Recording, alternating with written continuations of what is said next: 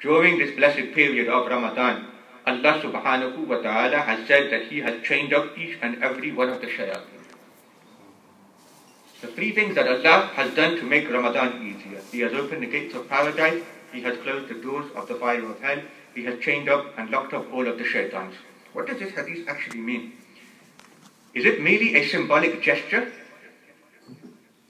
Or is it actual? Let us focus on that and let us look what our behavior is like during the month of Ramadan, outside the month of Ramadan, and from that we will find out how much tawfiq, how much guidance, and how much fadl Allah subhanahu wa ta'ala really helps us and gives us a hand during the month of Ramadan. Number one, outside the month of Ramadan, you can barely stop yourself eating after every 2 and 3 hours.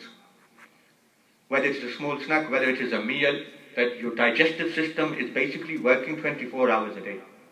You're just throwing in food, throwing in food, throwing in food. You can't stop yourself from eating. Every few hours you are drinking something, whether it's soft drink, whether it's caffeine or something. Yet, once the month of Ramadan entered, you are surviving 19 hours in the heat of summer without food and drinks?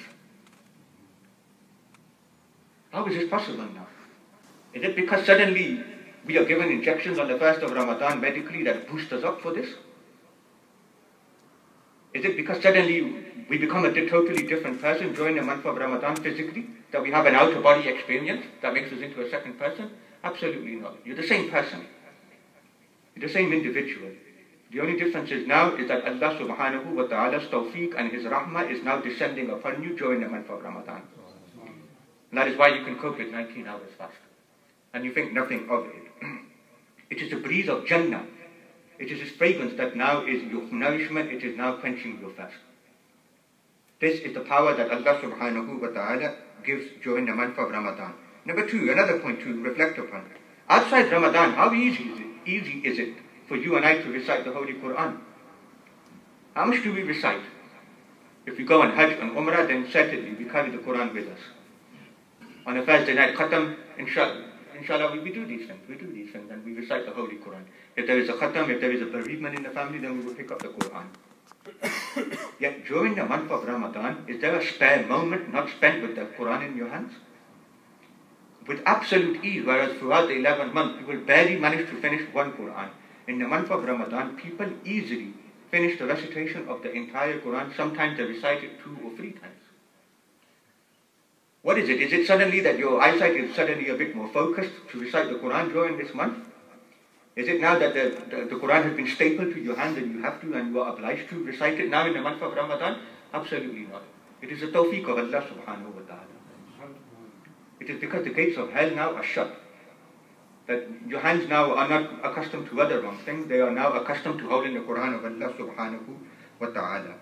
So it is because of this, because of Allah subhanahu wa ta'ala's tawfiq, that you are now reciting the Quran. Number 3, outside the month of Ramadan, except for those people who Allah subhanahu wa ta'ala has blessed, Salah is sometimes difficult, sometimes it is burdensome. For the rest of the year, for the 11 months of the year, what we do is we plan our life, we plan our work, we plan our leisure according to how we want to, and we fit in Salah here and there. What takes precedence is our leisure. What takes precedence is what time we have to be at work, what time we have to come home. That is our timetable, and everything is set, and everything is actually put into place according to that. Salah almost is less important. If we get 5 or 10 minutes there, then we will quickly perform the wuzu, and we will perform the sunnah, and we perform the farz. As soon as possible, we will lift this burden from us. But now suddenly, during the month of Ramadan, is there any space in the house of Allah subhanahu wa ta'ala for the musallis? Whereas before, for 11 months, you are planning your life according to your own timetable. Now Salah, you base your life around the times of Salah. You are going to sleep at this time because you can't sleep at this time because it's Salah time. You are going to go to the shops at this time because you can't do it at this time because that's Zuhr time. Now suddenly Salah becomes the highlight, it becomes the serenity of the day. It is not a burden anymore. So much so that during the month of Ramadan, you will perform 580 extra rakats in the form of Salatul Tarawih. And it won't kill you, it won't be tiresome. It will be an hour after you have kept a 19-hour fast. and yet you still have the energy to do it and you will enjoy it. Why is this possible? Is it suddenly now that because physically you are stronger to perform the salah? Certainly not. You're the same person. The difference is now is that the shaitans are locked up, the gates of hell are now firmly shut, and it is the breeze of Allah subhanahu wa ta'ala's paradise that is descending upon you. So you see, it is not really you that is changed during the month of Ramadan. Ramadan has changed you. So it is Allah subhanahu wa ta'ala's tawfiq that causes us to be better in this. Last point. Outside the month of Ramadan, unfortunately, we are all guilty of it, me especially, that our tongues are not engaged in the zikr of Allah subhanahu wa ta'ala. It becomes loose, it becomes futile, it becomes sometimes filthy and disgusting.